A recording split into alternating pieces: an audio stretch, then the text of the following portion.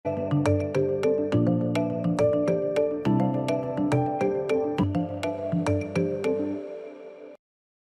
2025 dal podnikateľom poriadne zabrať viac stresu, viac papierov a viac otáznikov. Na dvere už klope ďalší rok s novými výzvami. Jednou z nich je aj daňová amnestia. Rýchly príjem do rozpočtu, ale s otáznikom nad spravodlivosťou. Dokáže daňová amnestia reálne zlepšiť výber daní, alebo ide len o krátkodobé riešenie, ktoré zakrýva hlbší problém? Povieme si v biznise. Vítajte.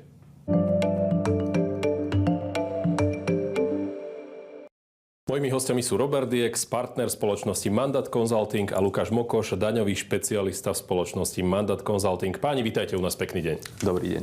Rok 2025 máme v podstate za sebou, keď sa naň pozrieme spätne. Čo teda podnikateľom zobralo, povedzme, že najviac energie a čo riešili v každodennom biznise? Podnikatelia v uplynulých mesiacoch najviac riešili otázku neistoty, vôbec pôsobenia trhov, nakoľko celosvetová ekonomická situácia trpí neistotou a s tým sú spojené aj iné veci, ktoré by sa nám zdali, že s nami budú len nepriamo súvisieť. K tomu sa ešte pripájajú domáce témy ako úsporné balíčky vlády a s tým spojené zmeny v legislatívnych oblastiach, v oblasti daní, sociálneho poistenia a podobne. A myslíme si, že nejaké témy nás budú čakať ešte aj v budúcnosti, o ktorých sa asi bude bližšie viesť debata v nasledujúcich mesiacoch, prípadne roku.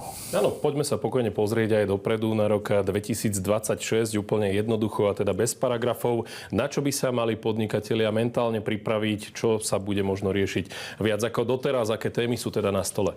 Na stole sú témy v prvom rade týkajúce sa zamestnávania ľudí a sú to ešte témy spojené s podnikaním fyzických osôb.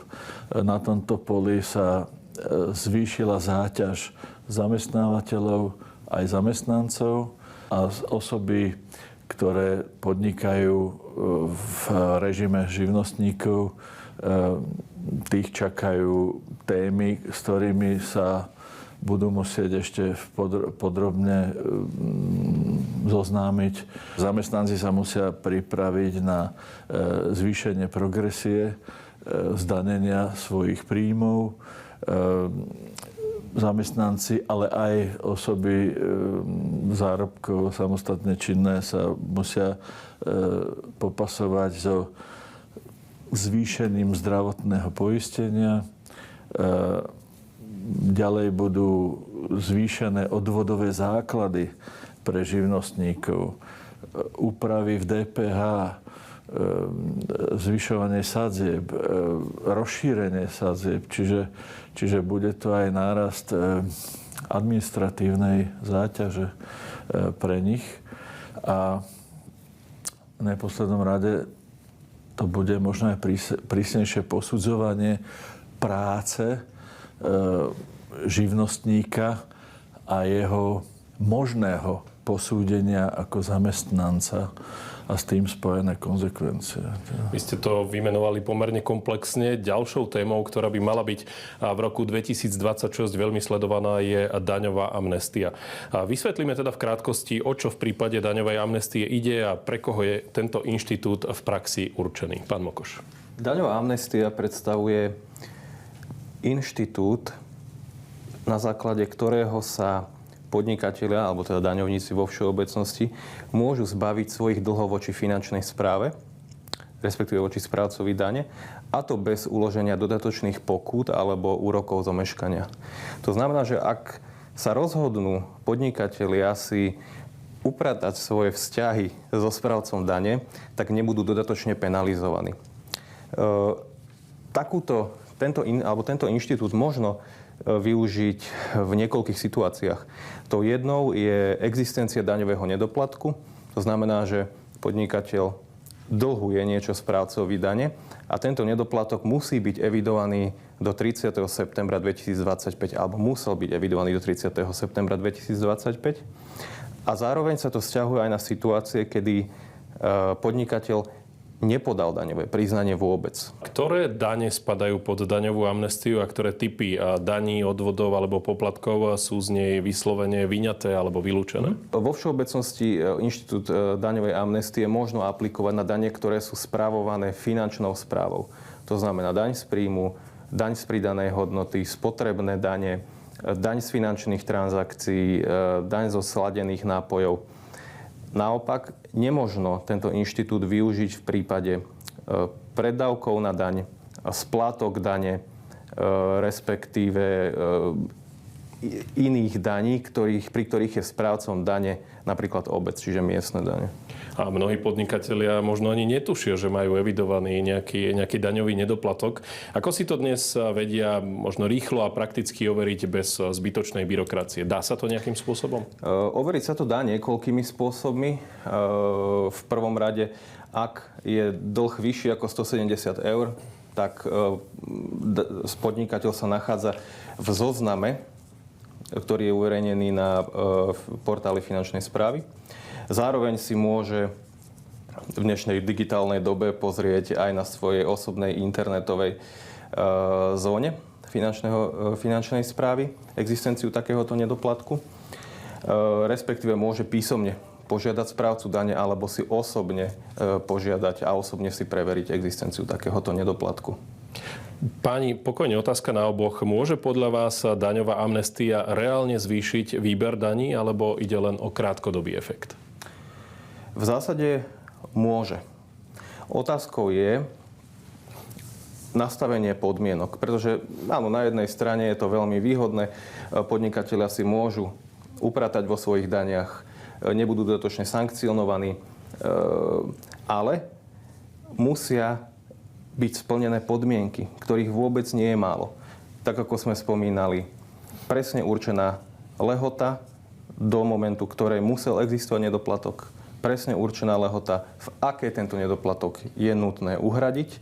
A navyše, čo je veľmi dôležité pripomenúť, musí sa jednať o dobrovoľnú úhradu.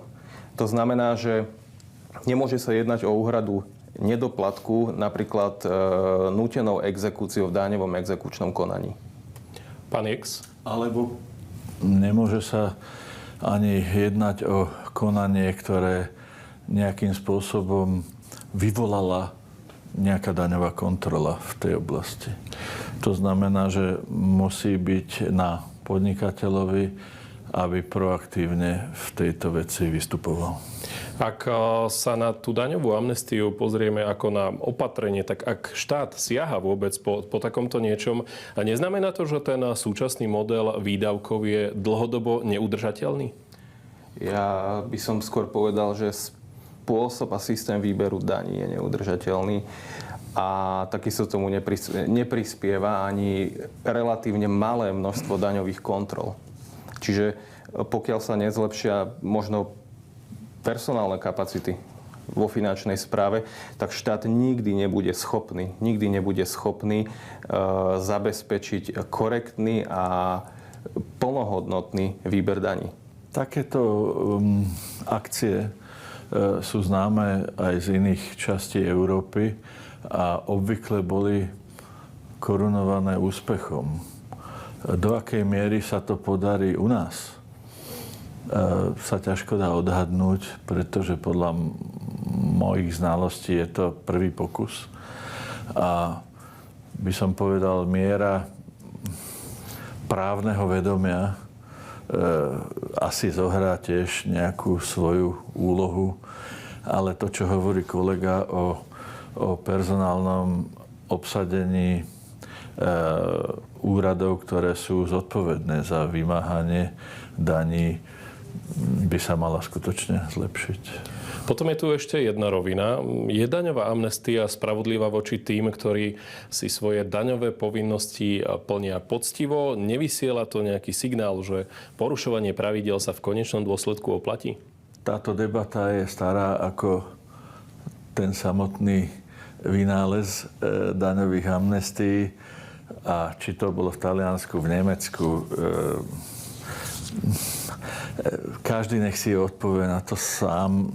Ťažké na toto hľadať nejaké odpovede.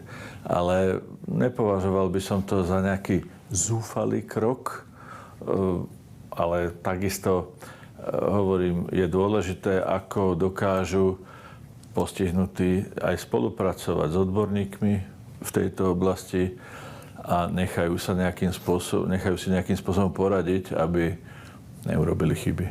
Pán Mokoš? V zásade, ja by som najviac upravil pozornosť na tom, že musí existovať vôľa tých subjektov. Ak nebude existovať vôľa tých subjektov, že áno, chcem sa dobrovoľne priznať, chcem to dobrovoľne doplatiť, tak ten celý inštitút, bez ohľadu na to, či je spravodlivý alebo nie je spravodlivý, vyjde na zmar.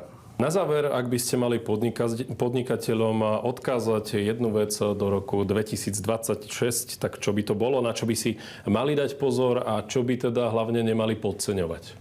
Asi by som zase apeloval na skutočnosť, že existujú živnosti, ktoré živnosťami nie sú. A je teraz otázka miery, do akej miery bude štát ochotný a mať kapacity na kontroly na pracoviskách a podobne dodržiavať zákon. To znamená zákonník práce. Doteraz je kontrola v tejto oblasti nulová. Takže v podstate práce, ktoré evidentne nemôžu byť podnikaním alebo nemajú charakter, nespĺňajú podmienky podnikania, by mali byť postihované, pretože aj táto skutočnosť ničí nejakým spôsobom podnikateľské prostredie, kde takisto sa môžu pýtať tí, ktorí všetko dodržujú,